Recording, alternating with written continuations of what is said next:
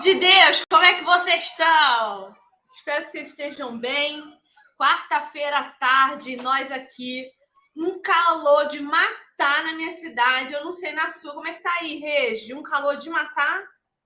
Horrível de matar. Não, eu não disse horrível. Lembrando do inferno, tá lembrando do inferno aí. Não, que nós estávamos precisando de um solzinho, Regi. Estava chovendo muito, tava muito frio, muita chuva esses últimos tempos aí. Precisava de um sol, Regi. Eu tava ficando mofada aqui. Aqui não, aqui chove, dá uma chuvinha e já aparece o sol de novo, dá aquele mormaço assim, horrível. Mas tá bem quente. A pergunta é, passou protetor solar nessa sua fuça bonita? Sempre, todos os dias. Muito bem. Você sabe que eu aprendi isso há poucos, né? Há poucos tempos. A nossa professorinha de inglês e da história da reforma, Jaqueline. Vocês lembram da Jaqueline, né? Deixa eu dar boa tarde para minhas meninas aqui, que nós já chega conversando como se estivesse tomando café e comendo bolo. Boa tarde, a Vanessa. Gente, olha a Vanessa. A Vanessa era 12h28. Só para dizer que ela chegou primeiro, ela veio aqui e deu boa tarde no chat. Não, gente, é muito abusada. Nádia, boa tarde, querida. Suelen tá aí também. Carolzinha, Jenny, Regiane Araújo. Jenny vai pro dentista. Ai, eu vou fazer uma piada horrorosa. Jennifer, ora para os anjos dentistas te acompanhar. Você viu a mentoria de conexão com os anjos dentistas, Regiane? Que estão sendo ofertadas aí pelo mundo da internet, o mundo sem lei da internet? Não tá sabendo, não? Nunca ouvi falar disso, não. Você tem que ver a mentora de conexão com anjos dentistas. Ela falou que tudo é possível, é só você se conectar com os anjos dentistas. Enfim, Jennifer, vamos orar para os anjos dentistas te ajudarem. A gente vê muita coisa nessa internet. Que seria ótimo. Não tem aquele... No céu teremos anjos dentistas. Renata Paulino, boa tarde também. Marilene, Isadora, Paizinha, todo mundo, muito boa tarde para vocês. Fer Michelini, um beijo para todas. Sejam muito bem-vindas à nossa série Verdadeira Feminilidade. Nós estamos na aula 24 dessa série que já tem uma vida, né? Nós estamos estudando esse livro aqui, Mulher... Que diz ali embaixo que é um estudo de 8 semanas, mas nós estamos há 2 anos. Nós estamos há muitos tempos mesmos. Era para ser em 8 semanas, mas a gente sempre pega... Na verdade, a gente usa esse livro para pegar o gancho, né? Dos assuntos. A gente vai falando... Esse é o momento da semana em que a gente pensa a vida cotidiana. Eu gosto de pensar nesse tempo com a Regi, que é o tempo em que a gente vai fazer comentários que não são só comentários teológicos, mas também são comentários culturais. Então, a gente pega os temas que as autoras abordam aqui nesse livro, traz para a nossa realidade e tenta aplicar hoje o que elas estão escrevendo aqui. E hoje não vai ser diferente. Nós estamos na semana 5. Olha, Regi, chegamos na metade do caminho. Ultrapassamos a meta. Né? Porque se são 8 semanas, nós acabamos de iniciar a 5ª semana. Graças a Deus. E essa Eu tenho a impressão que Jesus vai voltar antes da gente terminar ainda. Então vamos devagar. Nossa, vamos devagar. Demais. Queria mesmo que Jesus voltasse antes da gente terminar. Ia ser tão bom. Estava lendo alguma coisa em algum lugar esses dias que a maioria dos crentes acha que Jesus voltar vai atrapalhar os planos de vida deles. Jesus voltar vai impedir eles de casar, vai atrapalhar a carreira. Olha que povo doido. O povo é muito doido, né? O povo cristão, ele é muito doido mesmo. Agora, Regi, é o seguinte... O que a gente estava falando antes de falar sobre isso? Você lembra? Agora? Que nós falamos das questões culturais. Não apenas teológicas. A gente estava falando dos anjos dentistas. Cuidado, né, com as mentiras de gospel. E aí, o vídeo que eu vi dessa mentora de anjo dentista é no YouTube. E nos comentários, a gente vê as pessoas super querendo aprender. É isso aí, Renata. A gente estava falando do filtro solar. Era do filtro solar. E eu É estava muito assunto.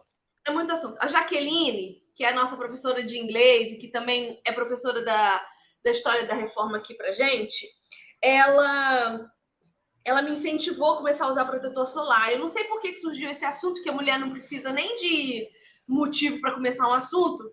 E ela falou assim: Vivi, eu uso esse protetor solar aqui, ele trata manchas, é o que a minha dermatologista me indicou. E aí eu comprei o protetor solar, fator 99. É um fator altíssimo e comecei a usar. E agora eu tô me achando a pessoa que se cuida, porque eu nunca usei essas coisas. Creme de tratamento.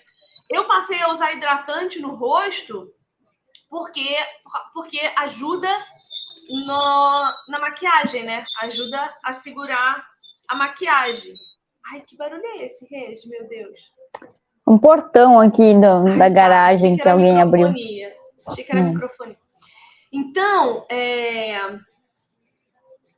isso. Eu usava hidratante por causa da maquiagem, né? Porque a gente tem a ideia de que pele oleosa não precisa de hidratação, porque ela já é oleosa. Pelo contrário, a pele oleosa é a que mais precisa de hidratante. Por quê? Porque ela cria óleo para suprir a necessidade de hidratação. Então, a gente tem essa ideia de que não precisa, mas precisa sim. Então, mulheres com pele oleosa, em especial, passem várias camadas de hidratante na pele linda de vocês para se cuidar. É claro que o hidratante tem que ser específico para pele oleosa. Isso. Porque geralmente é o hidratante em gel ou mais suavezinho que dá certo. Se passar um creme hidratante, a chance de se encher de espinha é bem alta. Não é creme Falou hidratante. A pessoa de pele oleosa, né? Não.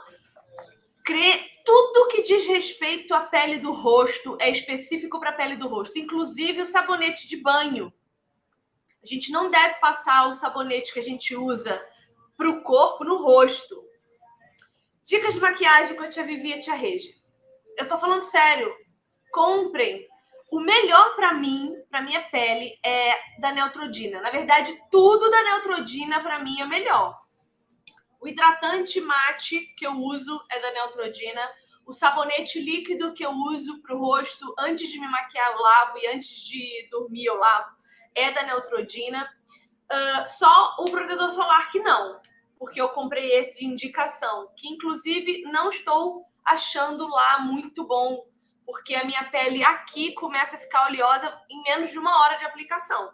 Então eu vou experimentar outros protetores solar, mas só depois que esse acabar, que ele foi uma fortuna e eu vou usar até ele acabar. Mas assim que ele acabar, eu vou experimentar um outro que seja mais matificante para ver se ele dura mais, porque eu passo o protetor solar, eu lavo, passo hidratante, passo protetor solar, passo a base e aí é que eu vou para as camadas de pó, né? Para ficar essa pele que não é a verdadeira. Isso aqui é filtro, tá, gente? É maquiagem. Não se iludam. Mas experimentem, porque o que é bom para mim pode não ser bom para vocês. Eu amo Neutrogena, mas pode ser que para você seja bom a dermato, ou seja bom a Vichy, ou seja bom, sei lá. Às vezes até o da Natura, da Avon é bom para sua pele. Da Vichy é bom para todo mundo. O problema é que o bolso de todo mundo não dá. Né? Assim. Eu não sei, eu não uso muito Vichy, então eu já não sei mais preço. Quando eu acho um produto que acerta na minha pele, eu não mudo. Por exemplo, minha base eu uso a base da MAC, a Studio Fix, que é a mais pesada. Eu uso 2 gotas para o rosto inteiro. Dura uma eternidade essa base comigo. Eu termino de pagar, ela ainda dura o dobro do tempo. Mas o meu pó é o pó da Vult. Eu amo o pó da Vult. Custa R$30. Então, assim, eu não tenho essas coisas de ir pelo preço, não. Eu vou pelo que funciona na minha pele. Se é bom para minha pele, se não me deu alergia, se não me deu espinha, se não senti os meus poros entupidos, eu vou. Eu não tenho essa de preço, não ligo, não. Certo? Então, vamos para o que interessa. Não que esse assunto não interesse, mas não é o que a gente veio falar aqui. Não viemos falar sobre dicas de maquiagem. Para isso, tem um monte de gente falando no YouTube, inclusive tretando no YouTube, você soube, né, da treta com a base da influência, esses tempos aí. E eu vou falar uma coisa para você, Regi. Essa menina, ela tá com outros problemas, essa menina, muito mais graves, porque o marido dela não tá bem, não. Você já percebeu que ele não vai mais em lugar nenhum sem ela? Não acompanho nada. Por acaso começou a me aparecer a treta da base, mas nada. Eu acho assim. Eu sei que todo mundo acompanha ela, né? Assim, a grande massa acompanha ela. Aí eu fiquei uma semana cuidando dos stories dela, faz um tempo já. A futilidade do começo do dia ao final do dia não me acrescentou nada. Parece que ela todo dia faz os mesmos stories, a mesma coisa, só mudou a roupa. Assim, não sei, não faço ideia. Eu não acompanho nem ela, nem o menino, mas como eu fiquei vendo essa treta aí da base, agora o Instagram me sugere coisas falando dos dois. Então, o que eu tenho visto é as pessoas criticando o fato dele levar ela em todo lugar. Então, ele foi num programa de televisão, não tinha uma dançarina, só ela dançando. Tipo, ela tá nos shows, ela dança do lado dele. O que está acontecendo? Isso é normal? Isso não é normal. Isso não é um comportamento normal. Diz que ele está com depressão, com crise de ansiedade e que é ela que o acalma. Agora, até que ponto nós estamos dispostos a pagar com a nossa vida para ter coisas? Eu estava falando isso com meu marido. Eu venho trabalhar todo dia de carro e ele vai para o trabalho dele de moto. E eu abasteço o carro muito mais do que ele abastece a moto. E aí, ontem, vindo para cá, ele veio me trazer de moto, porque agora ele está de férias. Ele falou assim, se você fizesse a conta de quanto eu gasto de moto, você ia repensar o fato de você não querer pilotar moto. E aí eu falei para ele o seguinte, falei, meu bem, olha só, eu caio de moto parada eu caio de moto. Aqui em Londrina eu já caí num sinaleiro, eu parei no sinaleiro, a moto tombou em cima de mim. Eu sou muito distraída, tem dia, pode rir, não tem problema. Eu rio demais. Porque a gente tem que dar risada de nós. Eu não ando de moto, Vivi, porque eu não alcanço o pé no chão para parar ela. Entendi. Mas você sabe que tem as popzinhas que você põe a perninha para frente. Ah, mas né? O teste da autoescola não é com a pop, é com a 150, então não dá. Bom, tem que pular em cima dela. Eu sei que eu sou muito distraída, sabe assim? E eu ser distraída dentro de um carro é diferente de eu ser distraída sendo os meus joelhos o para-choque. Então, eu falei para ele o seguinte, eu falei, tudo bem, você coloca R$50 por mês na moto de gasolina. Eu coloco R$50 por semana no carro de gasolina. É uma diferença de R$150. Agora, eu vou te fazer uma pergunta. Se um dia eu bater de moto e morrer, e alguém te perguntar, você daria R$150 para ter a sua mulher de volta? Você respondeu o quê? Que você daria ou que não? Que era melhor a economia de R$150 por mês. Então, essas são as contas que a gente tem que fazer. O que a gente está disposto a dar em troca da nossa vida? A ambição desenfreada por uma carreira que sacrifica a nossa vida particular. Eu fui almoçar com meu marido hoje, a mãe, a tia, no restaurante aqui, e no final catei uma menina lá para conversar, uma das garçonetes. Eu chamei ela, eu falei, a gente estava discutindo o que será que essa menina faz da vida, além de trabalhar num restaurante de garçonete. E eu já fui garçonete quase 4 anos só aqui em Londrina, fora no Rio, que eu trabalhava em tudo que era festa, eu fazia, eu servia em evento, eu sempre trabalhei atendendo mesa. E aí, hoje em dia, eu me interesso por essas pessoas, eu quero saber o que elas fazem da vida delas, se elas precisam de alguma coisa, entendeu? E aí eu falei com essa menina, falei, Ashley, falei o nome dela, perdão, mas vocês não sabem de onde é, então tá tudo bem. Falei, fulana, o que você faz da vida? Você estuda? Ela, não mais. Terminei os estudos e não sei o que eu vou fazer. Aí conversando com ela, tudo ela falava assim, eu queria fazer isso porque dá mais dinheiro. Eu queria fazer aquilo porque dá dinheiro. Eu queria aquilo outro porque dá dinheiro. Eu falei, tudo bem, mas o que você gosta? Ela, eu não sei. Eu não sei o que eu gosto. Falei, você não sabe nem o que você tem competências de fazer? Porque eu posso dizer para você em que você é boa. Você é muito boa em atender pessoas. Você é muito atenciosa. Você tem uma atenção excelente, porque quando eu vou passar o meu pedido para ela, eu falo uma vez só. Então, hoje eram 4 pessoas na mesa. Nós pedimos coisas extras, pedimos para colocar coisas, tirar coisas, pratos diferentes. E aí, assim, um prato você pode escolher com salada e com feijão. Cada um queria uma coisa. E um monte de gente falando ao mesmo tempo. Eu falei uma vez só. Gente, parece bobagem o que eu tô falando, mas preste atenção, não é. Então, ela atende com eficiência, ela é simpática, ela é muito educada, ela presta atenção no que ela tá fazendo. Eu sei no que ela é boa. Como que ela não sabe? Então, às vezes, só o que o outro precisa é alguém para dizer: você é muito bom nisso que você faz. Porque ela me falou uma coisa que é muito grave. Ela falou assim: Vivi, eu não sei o que fazer porque é tanta opção. Olha aí, é tanta opção. E aí a gente entra no nosso tema dessa semana, que é a quantidade de opções que você tem hoje de ser o que quiser. Inclusive no que diz respeito à sua sexualidade. Então,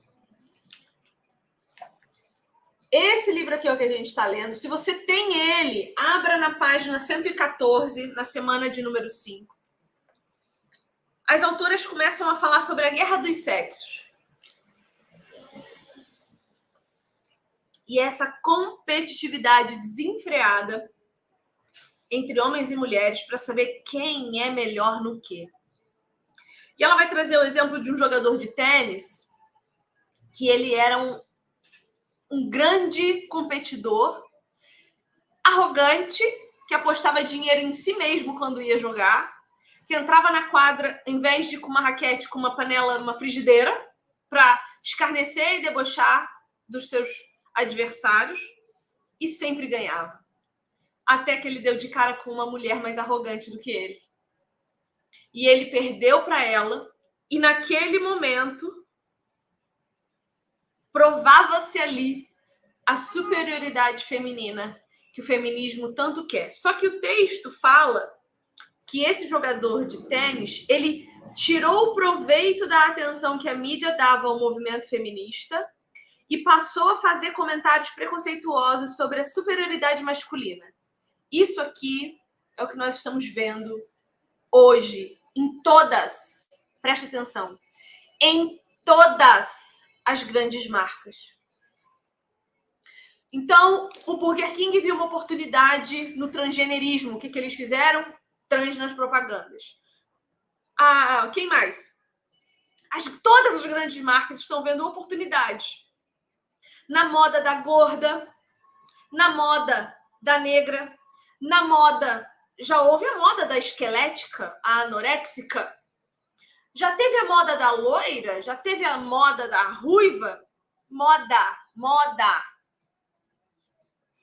Só que o que está acontecendo hoje é muito mais... Talvez, olha, eu compararia o que está acontecendo hoje com essa questão de dizer que o gordo é o novo bonito, com a questão de 30 anos atrás, em que o anoréxico era o manequim ideal. Você lembra, Regi? A pandemia de bulímicas, de meninas morrendo. Não sei se você lembra disso. As meninas morriam.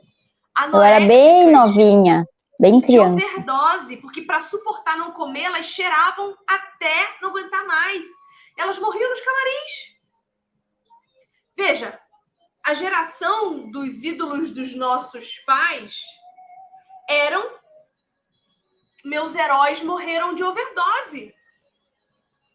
Porque criava-se um ideal, como hoje a gente ainda faz. Toda a mitologia grega é baseada numa criação ideal, num arquétipo ideal, que nada tem a ver com o arquétipo principal, que é Cristo. Então, você lembra? As anoréxicas eram as mais cotadas, quanto mais magra, quanto mais as suas coxas fossem separadas umas das outras, mais cotada você era para as passarelas. Enquanto estava todo mundo morrendo, doente, anoréxico, drogado, alcoólatra. Gente, o índice de alcoolismo, eu não sei hoje, mas naquela época era surreal de alto. E o que nós estamos fazendo hoje?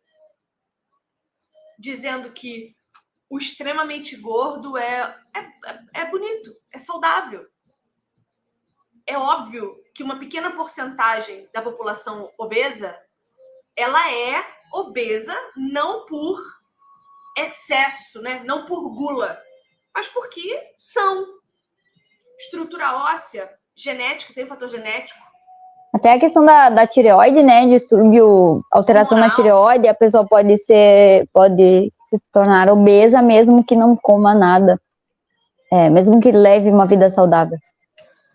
O problema que eu destaco são esses arquétipos ideais que nada falam de nós, que sempre nos comparam ao outro, que sempre nos fazem ficar comparando o que a gente tem com o que o outro tem, em coisas que a gente não pode mudar.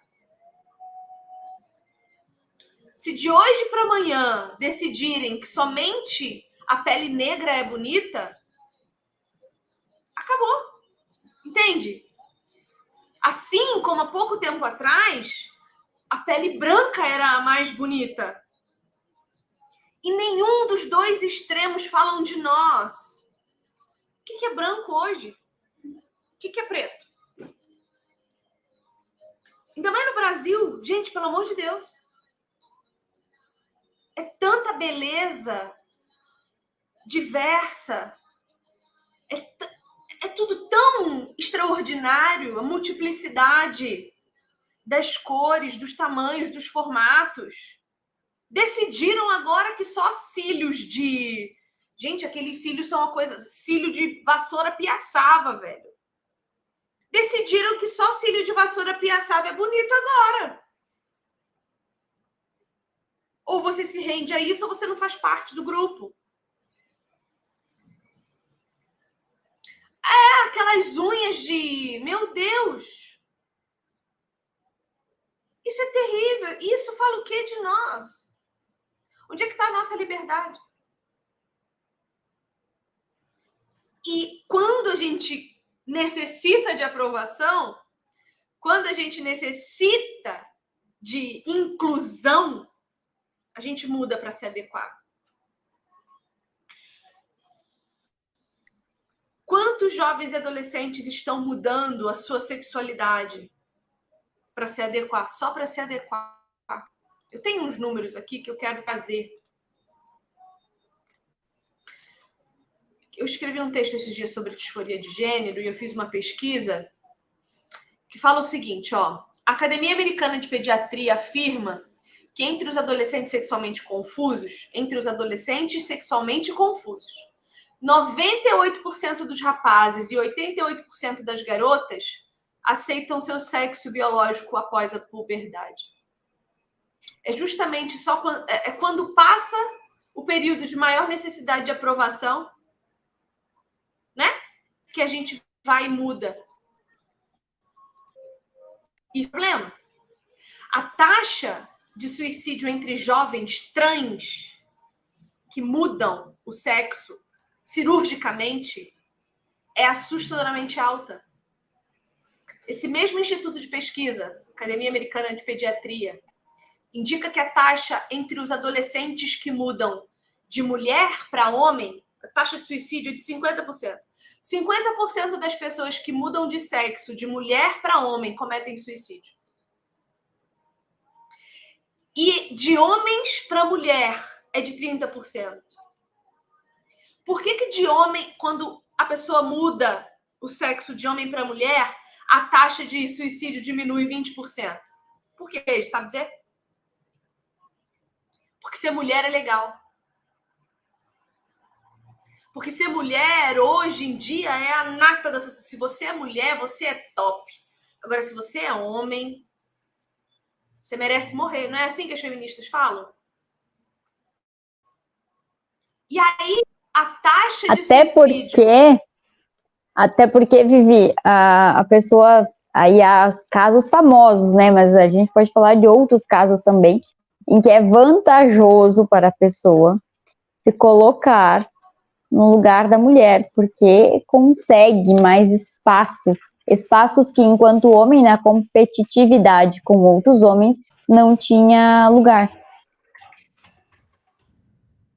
Nós vamos tocar nisso. E falar, inclusive, do que está acontecendo por aí, que a gente está vendo. Você pode falar disso melhor do que eu, inclusive, Regi. Mas, a última informação dessa pesquisa. Os adolescentes que se declaram não binários, ou seja, que não se reconhecem, que não se identificam sendo nem mulheres e nem homens, a taxa de suicídio é de 42%. Isso é muito sério. A gente não pode achar que eles estão brincando ou que eles estão numa fase... Não, gente. É psiquiátrico, é psicológico, é grave. A pessoa acreditar que aquele corpo não é dela cria uma realidade paralela. Real. Para a pessoa é real. E ela precisa de ajuda. Ela precisa do evangelho. Ela precisa ser encontrada por alguém. Só que hoje os pais estão abandonando suas crianças dentro das casas. As mulheres que tanto reclamam do abandono parental do homem para se igualar a eles, porque elas querem direitos iguais, elas estão abandonando os filhos dentro de casa. Como? Saindo para fazer qualquer outra coisa que não seja educar os filhos que elas tiveram. Isso também é abandono parental. Isso também devia dar direito essa criança a receber uma indenização, como ela recebe do pai uma indenização, que é a pensão. A pensão alimentícia nada mais é do que uma indenização pela ausência. E isso não está acontecendo lá de cá. E aí, Regi, eu queria que tu comentasse esses casos de homens transgêneros... Não, mulheres transgêneros, né? Que é o homem que vira mulher e que passaram a ganhar coisas, e o contrário também.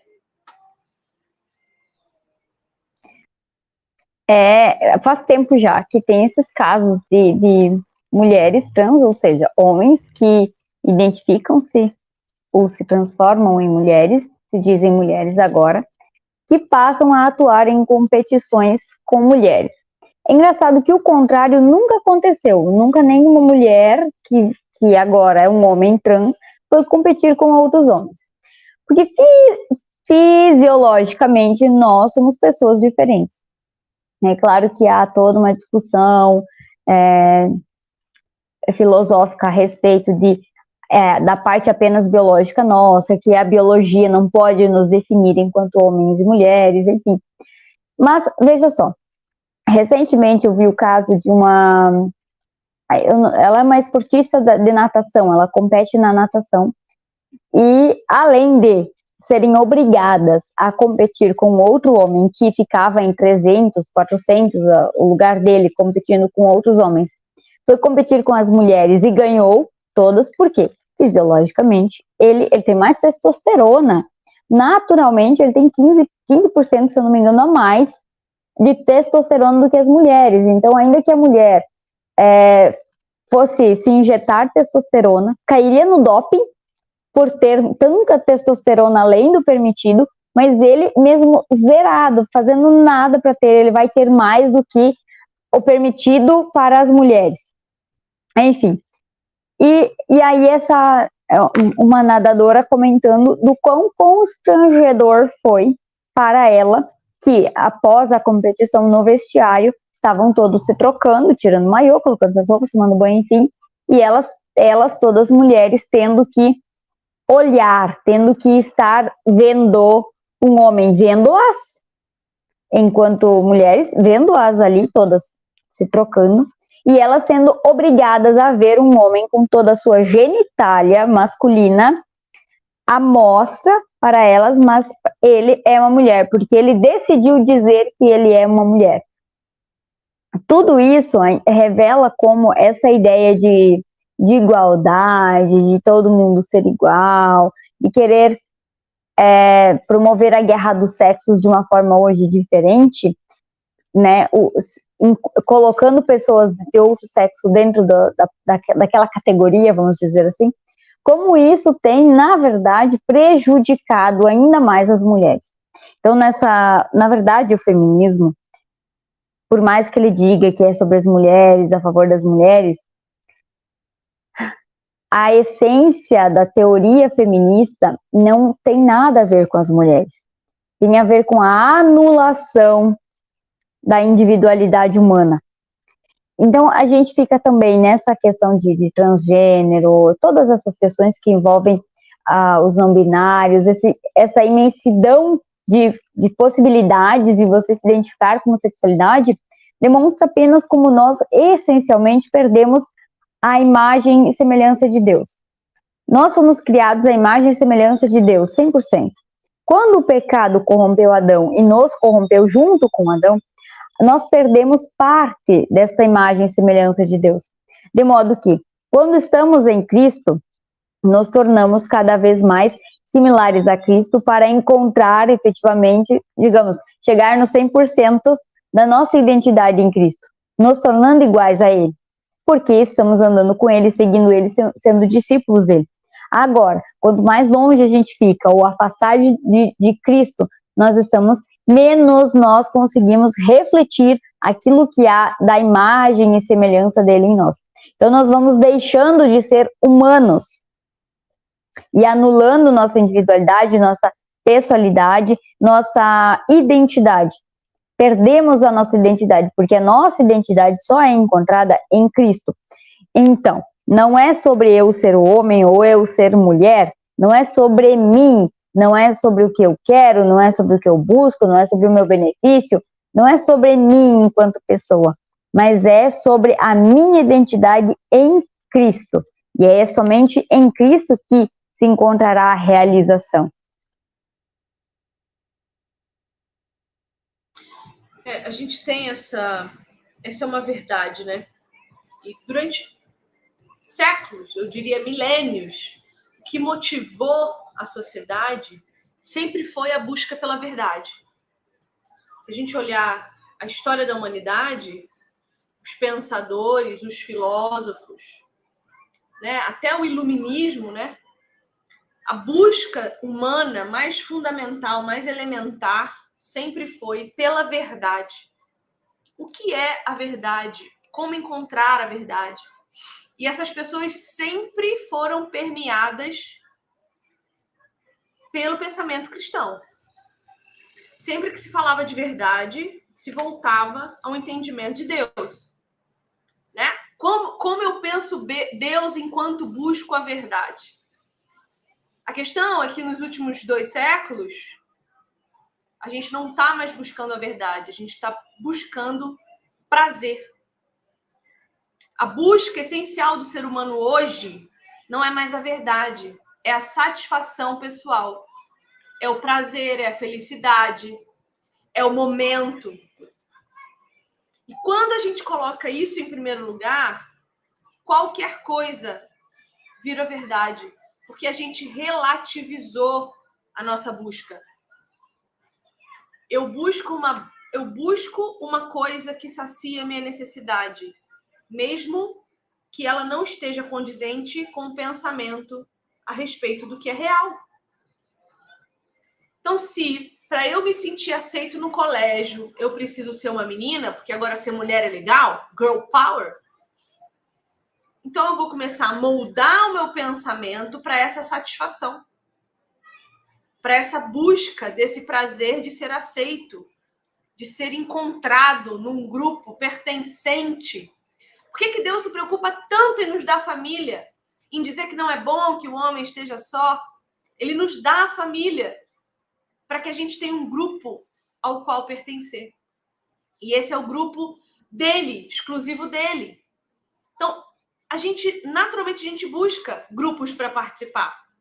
Né? Meu marido anda de moto, ele gosta dos motoqueiros, então tem o clube de moto. Ele também é radioamador, então ele tem o grupo dos radioamador.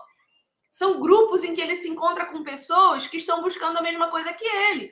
No caso dele, andar de moto e praticar o radioamadorismo. E os cristãos? Quando os cristãos estão em grupo, eles buscam Cristo. Eles buscam ser parecidos com Cristo. Por isso Deus nos dá um grupinho. Por isso Ele nos dá uma família. Para que a gente não precise ir para o mundo buscar ser encontrado. Para que a gente não precise ir para a maluquice desse mundo e se amoldar a esse mundo para fazer parte dele, para fazer parte de alguma coisa. Então é muito perigoso para nós essa moda do desigrejado, é muito perigoso para nós.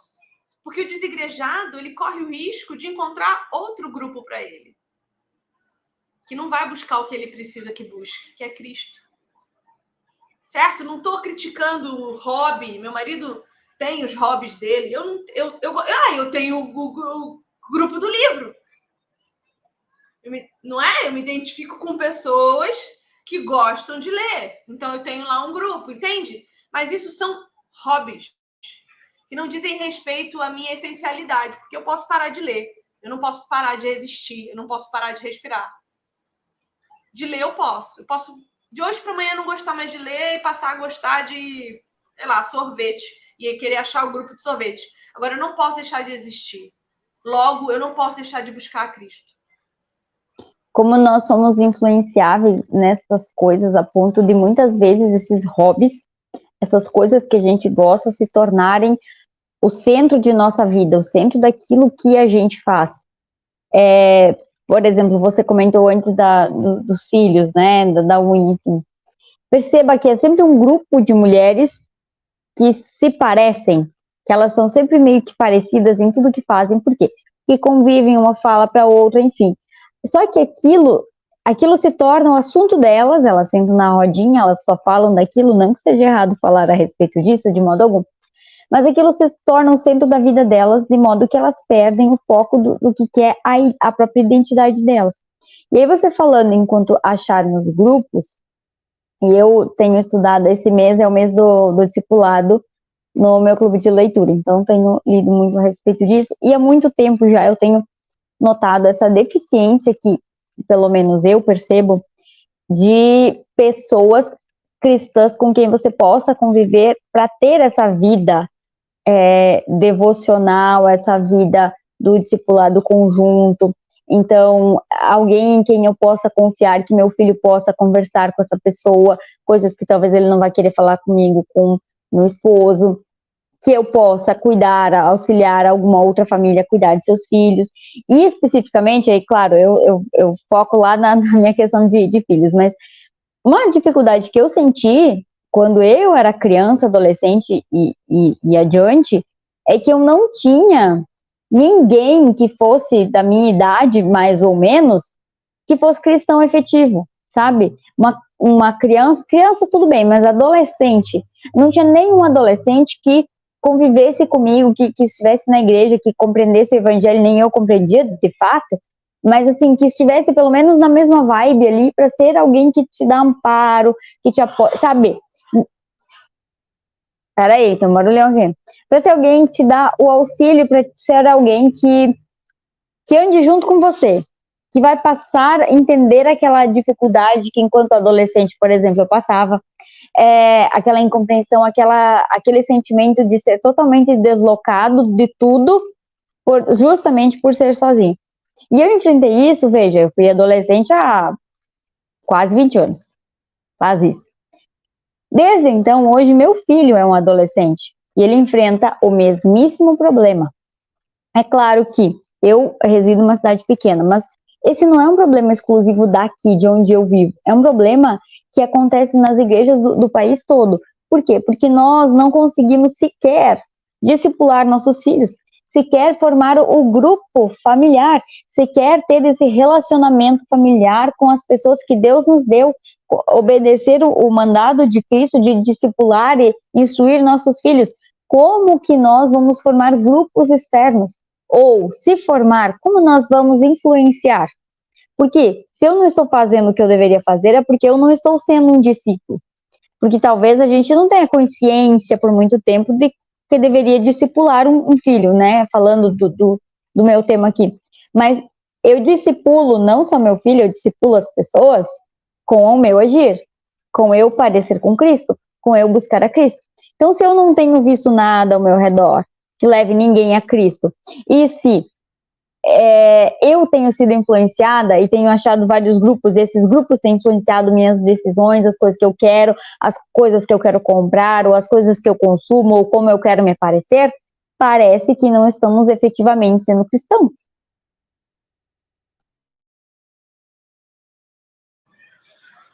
Isso é um perigo. Porque todo mundo precisa de algum nível de aceitação. A gente sempre precisa ter alguém que nos aprove, né? Ter alguém que nos avalize, né? Vou montar uma... e puxa a orelha, né? Eu vou montar uma série, a próxima série, eu tô querendo fazer a próxima série na comunidade sobre a vontade de agradar todo mundo. A gente tem vontade de agradar todo mundo, só que com isso a gente negocia. A gente negocia coisas fundamentais, a gente negocia coisas inegociáveis. Eu tava escutando Ai, gente, eu detesto escutar as coisas, mas eu escuto. Eu tava escutando uma conversa de uma menina, acho que ontem. Eu vejo vocês ao vivo lá, umas pessoas ao vivo lá, eu entro, eu futrico, né? Eu gosto de cuidar da vida de todo mundo que eu acompanho. E aí a menina tava falando assim, o mais difícil não é você tomar uma decisão, é você manter essa decisão diante das pessoas. Ela estava dando o exemplo da bebida, que ela decidiu que ela não ia beber mais, porque ela queria dar bom exemplo. Então, ela ficou com medo de um dia fazer alguma coisa errada, a pessoa ver ela com uma bebida na mão e justificar a coisa errada que ela fez. Lá, tá bebendo, entendeu? Juntar uma coisa com a outra e dar mau testemunho. Então, ela decidiu que não ia mais beber. E que, para ela, o mais difícil não foi nem tomar essa decisão, mas foi ir para lugares públicos com as amigas e as amigas ficarem assim, você não vai beber? Mas por que você não vai beber? Bebe só um pouquinho, você não vai beber nem nada, você não vai beber nada, imagina que você não vai beber. E ela tem que toda vez explicar, eu não vou beber, porque eu não quero, porque eu não gosto, porque eu não preciso, eu tô aqui para me divertir, tal. E eu fiquei pensando sobre isso. Esse é o mal de quem pensa sobre tudo. E eu fiquei pensando sobre isso. E eu pensei assim, cara, mas veja bem, se toda vez que ela sai com as pessoas com quem ela sai ficam infernizando a vida dela para mudar nela suas resoluções, com quem que essa mulher tá andando? Porque veja bem, meu amor, no momento em que eu disse sou cristã, quem não quis foi embora. Não ficou discutindo comigo.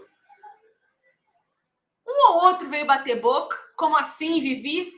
Mas as minhas firmes resoluções eram inegociáveis, e isso ficou muito claro. Então, duas coisas importantes que a gente precisa aprender a ter para ensinar os nossos filhos a ter também. Primeiro, convicção real do que a gente crê. Como é que você tem convicção real do que você crê? Fundamentação. E fundamentação é com conhecimento. Vai estudar a palavra.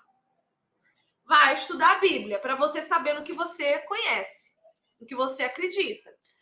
Contei esses dias em algum lugar, porque eu falo em tantos lugares que eu não sei onde eu estou falando mais.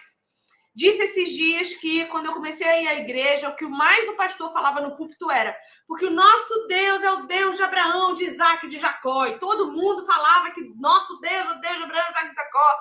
E eu ficava, o que isso significa?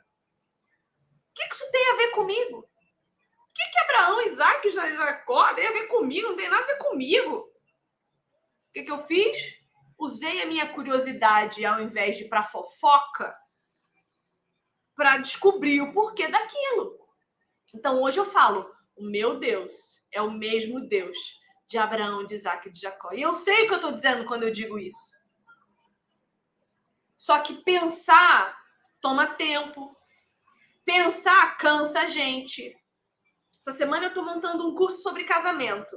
Faz 2 dias que dá 10 horas da noite eu estou caindo pelas tabelas que eu não sei mais nem onde é que eu estou, de tão cansada. Por quê? Porque eu estou extrapolando a minha cota de pensamentos diários. E isso está me cansando mais do que o normal. Porque pensar dá trabalho, exige esforço, gasta uma energia danada, você fica com mais fome, você fica mais cansado, entendeu? Então ninguém quer pensar. E aí você entra na onda e não pensa também. Isso é problemático. Então veja, convicção só vem com conhecimento. E o conhecimento de Deus só é saudável com muita oração. Ponto. Depois disso, deixe claro para as pessoas quem você é. Porque ninguém tem autoridade sobre a sua vida se você é de Jesus. Porque ninguém pagou por você o preço que Jesus pagou. Ou você é de Deus, ou você é do diabo. Só tem essas duas opções. Não tem outra. Então, posicione-se. Não tenha medo, não. Não tenha medo, porque se você tiver medo agora, duas coisas vão acontecer. Primeiro, Jesus vai negar você diante de Deus. Ele falou isso, ele deixou isso bem claro. Negue-me diante dos homens e eu te negarei diante do meu Pai. E outra, o dia que botarem uma espada na tua cabeça, no teu pescoço, a primeira coisa que você vai fazer é abandonar o seu Senhor.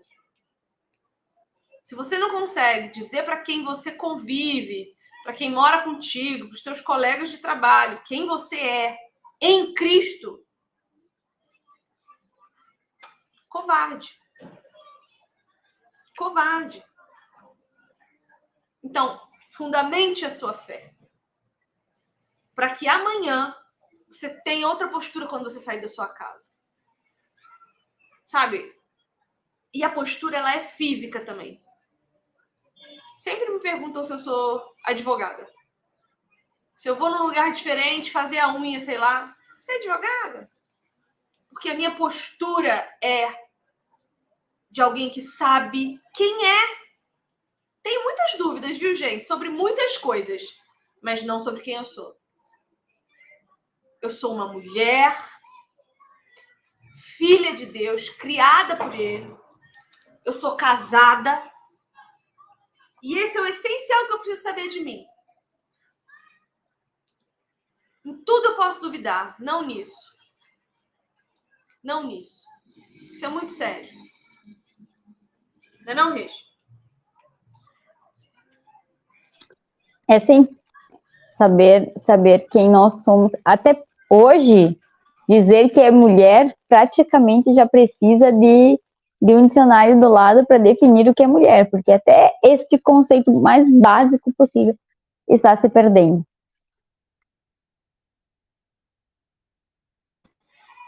Pior. Por isso nós estamos aqui estudando feminilidade. O que é ser mulher? É usar vestido rosa com batom furta-cor e unhas coloridas? Não. Ser mulher é ser auxiliadora idônea. É ser geradora de almas eternas. No seu ventre, olha que privilégio.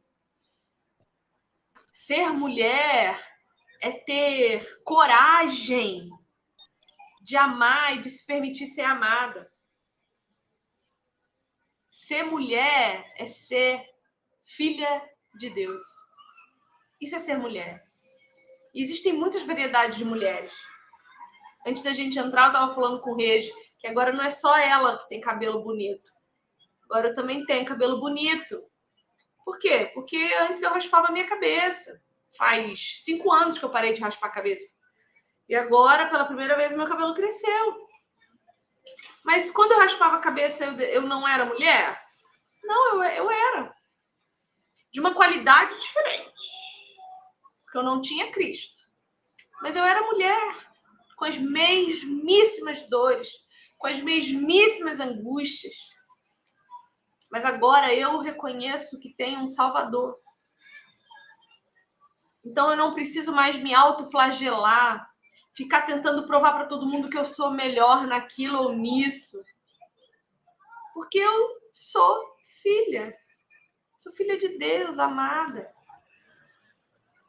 Então, o que as autoras vão trazer no livro para nós é essa questão da necessidade de provar uma superioridade feminina. E a gente faz isso no nosso casamento, a gente faz isso na nossa maternidade. Mães competindo com suas filhas para mostrar quem é melhor, mais bonita, mais jovem. Ou fazendo das filhas um projeto da sua própria vida fracassada. Ah, não deu comigo, mas com ela vai dar. Vamos fazer dela o projeto do que eu não pude ser. A menina com quem eu conversei hoje, a garçonete, a frustração dela era que o pai dizia para ela: você tem que fazer faculdade, você tem que fazer faculdade, você tem que fazer faculdade, você tem que fazer faculdade. E ela nunca parou para pensar por quê. Ela só ouvia aquela ordem. E aquela ordem fez tanto mal para ela que ela tem 20 anos e ela não tem planos de entrar na faculdade. Se o pai tivesse dito: filha, você é tão boa com as mãos, pinta muito bem, né? Sei lá, desenha muito bem, ou, nossa, como você decora bem.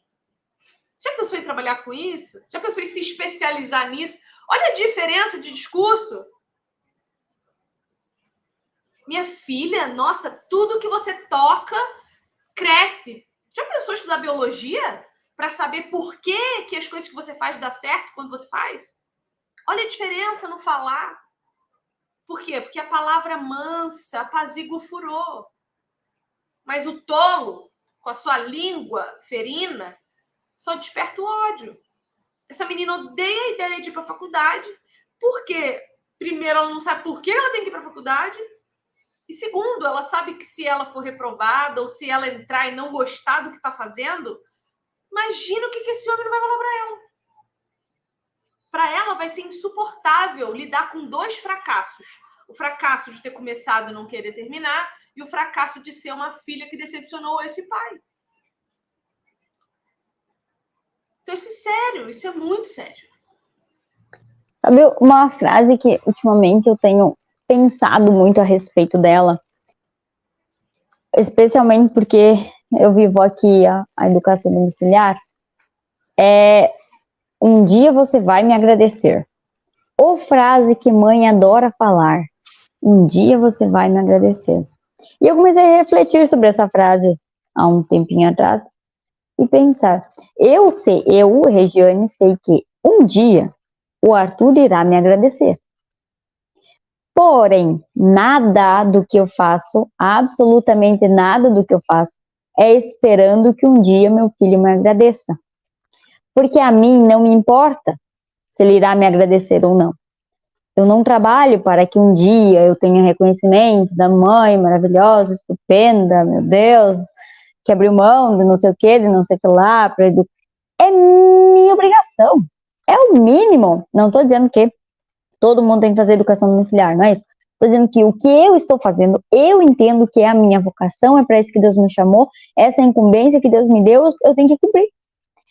Ultimamente, aqui em casa, nós estamos tentando mudar a alimentação, então, a gente vai comer ao meio-dia, aí meu marido fala, você já comeu alface?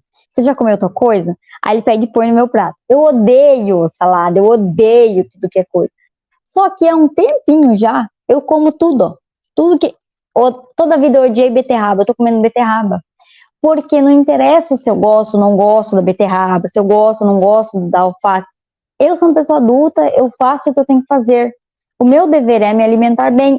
Afinal, eu quero ser uma boa mãe, eu quero ser uma boa pessoa, eu quero ser uma boa cristã, eu tenho que cuidar bem do templo do Espírito. É o meu corpo. Então, eu tenho que cuidar bem da minha alimentação, eu tenho que cuidar bem de mim mesma, não porque eu preciso de um tempo para mim, porque eu preciso me amar mais, porque eu tenho que pensar mais em mim, porque eu vou morrer se eu não pensar melhor em mim. Não, nada disso. É para servir melhor o próximo. Então, a gente não se arruma só para a gente se sentir bonita, não há nada de mal nisso.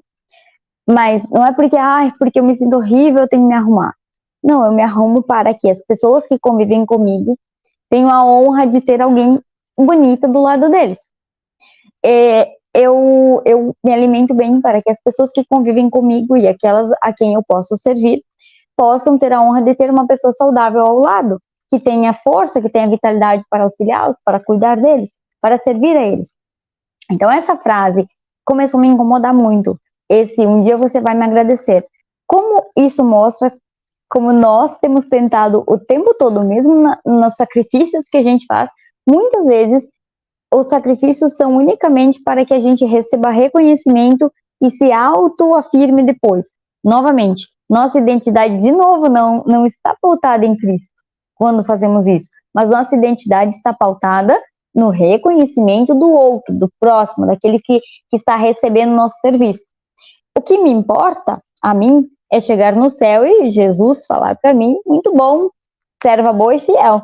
É isso que importa.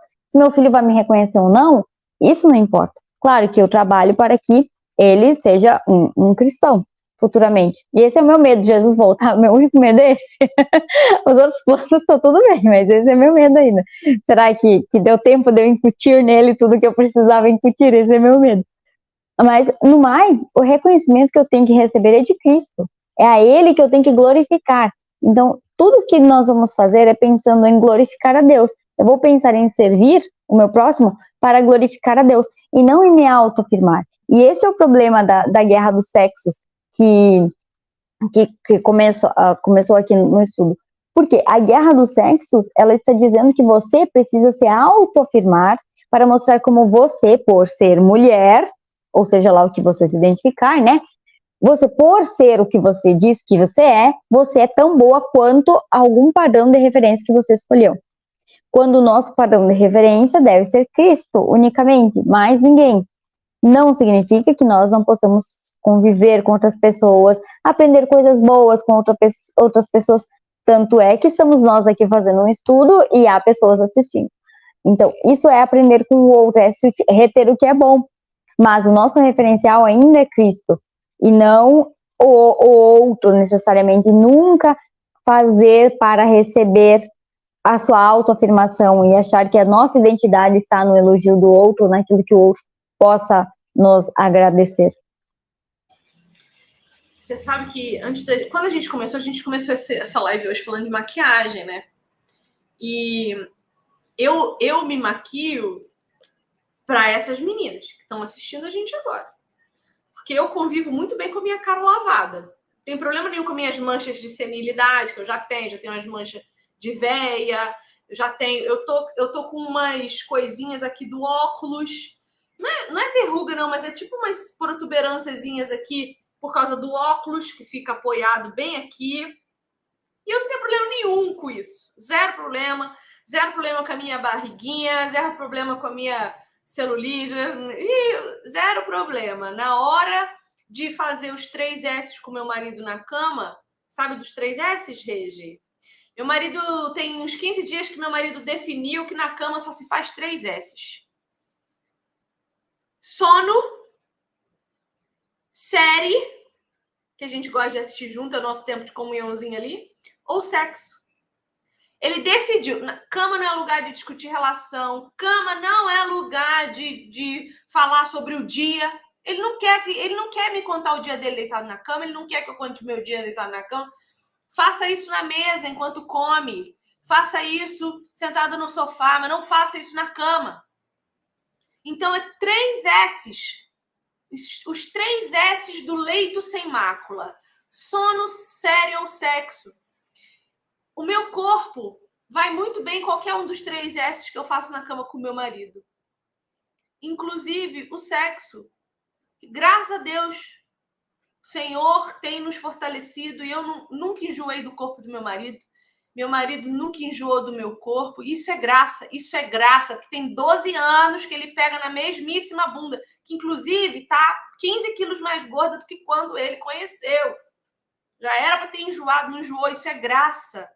Gente, num mundo como hoje, em que as pessoas são absolutamente descartáveis, em que se você tiver uma ruga, você já não presta mais para nada, nem para comercial de Cicatricur, porque colocaram a Maria Fernanda Cândido para fazer a propaganda do Cicatricur de ruga. Pelo amor de Deus! Com ruga, tu não presta mais para nada nessa sociedade de consumo. Então, veja. Eu me maquio para vocês. Por quê? Esses dias eu estava revendo as minhas aulas de teologia sistemática. Eu fui fazer um negócio e eu olhei desde as primeiras. A minha segunda aula de teologia sistemática gravada para o IRT, eu tô sem maquiagem. Eu não sei por que eu tava sem maquiagem. Quando eu olhei para minha cara, eu falei, que cara de cansada. Depois vocês, meninas do IRT que estão aí, depois vocês vão lá na segunda aula do IRT de teologia sistemática, TS3. Teve a introdução, TS1, eu acho, sei lá, 2 ou 3. Eu tô sem maquiagem. Que cara de cansada. Sabe o que parece? Que eu tô ali de má vontade. Parece que em momento algum eu me preocupei com quem ia estar assistindo do outro lado.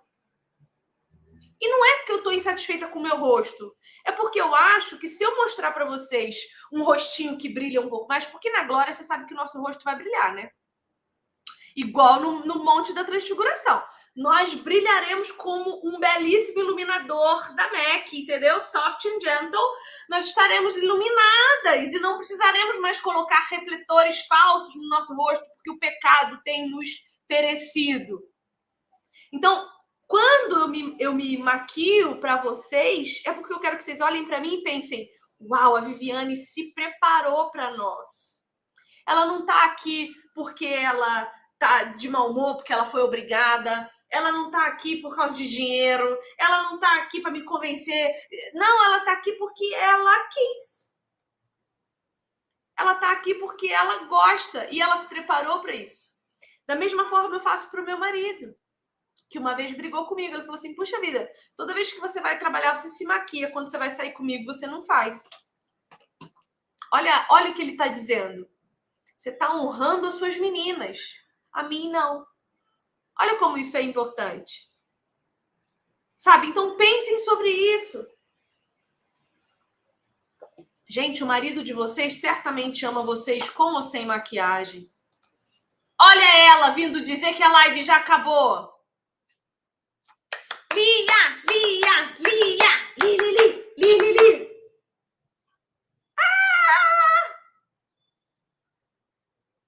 Abre o microfone. Li, Li, Li. Bate uma palminha pra tia Vivi, bate uma palminha pra ela. Não quer olhar pra Essa fora. menina. Bom, a Lia veio dizer para nós que o nosso tempo acabou. Essa menina é linda demais. Credo. Credo! Lindona. Meninas, então é isso. Façam os 3 S's do leito. Adorei. E arrumem-se para o seu marido. Arrumem-se. Cuidem-se dos seus maridos. Para os seus companheiros de trabalho que não são obrigados a saber que você está de mau humor. A Bíblia fala assim, quando vocês estiverem de jejum, não fiquem com o semblante caído, arrumem-se. Fiquem bonitos, maquiem-se, usem filtro solar e vão trabalhar, fazer as atividades de vocês. Nem Deus quer você sabe? Borocochô. Não fique borocochô, não. A graça te basta. Certo, meninas? Vamos embora, então? Falamos e não falamos nada, hein, Regi? Pelo amor de Deus. Mas é bom, é assim, é um bate-papo. É ótimo, é uma conversa entre amigas. Maravilhoso. Que às vezes falta mesmo essa oportunidade de convivermos, né? De ter essas conversas, às vezes, com pessoas que coadunam, que compartilham da mesma fé que nós. Exatamente. Agora, eu vou falar uma coisa para vocês que eu tô vendo no comentário da Érica ali. Ela tá dizendo assim, usem filtro solar. Não, a Carol falou, usem filtro solar. E a Érica, e filtro do Instagram. Érica, não. Filtro do Instagram não. Sabe por quê? Porque o filtro do Instagram muda quem você é. E o que a maquiagem representa? Um tempo de você se olhando no espelho, se reconhecendo e melhorando aquilo que já é bonito em você. O filtro vai afinar o seu nariz, vai mudar sua sobrancelha, vai entortar sua boca. Não, meu amor, filtro do Instagram não. Vocês podem ver que no Instagram, lá nos stories, eu apareço do jeito que eu tiver, porque aquela é a minha realidade. Agora, para vir aqui dar aula para vocês, aí eu me arrumo um pouquinho. Então, gente, se eu aparecer no Instagram de acordo com a minha realidade, ninguém mais para lá, vai assustar todo mundo. Para com isso, já. Eu vou botar a Lia só fazer stories, porque ela é bonita de qualquer jeitinho. Você sabe que a Lia vai atrair interação, né? Sempre que você estiver falando alguma coisa séria, coloca a Lia e um emoji de reação. Você vai ver só. Vai ter muito mais alcance teus stories. Não funciona, nada tá funcionando, tá tudo parado, tá? É um deserto aquilo lá, né? Eu tô cuidando dele. Maravilhosa. Muito bem. Até mais, Meninas, então fiquem com meninas. Deus. Regi, até daqui 15 dias. Daqui 15 dias a gente volta. Essa live vai ficar disponível aqui no Instagram por 24 horas. Curte o vídeo aí, aproveita que você tá aqui, curte o vídeo para mim, para o YouTube entregar. Depois de 24 horas, se a Lia deixar, tem que pedir autorização para a Lia, vai sair do YouTube e vai para dentro da nossa plataforma de educação. Então, tem link para se inscrever na comunidade Reformadoras aqui também na descrição desse vídeo. E é isso. Venham conosco. Fiquem com Deus, tá? Beijo. Tchau, tchau. Tchau, tchau. Tchau, tchau.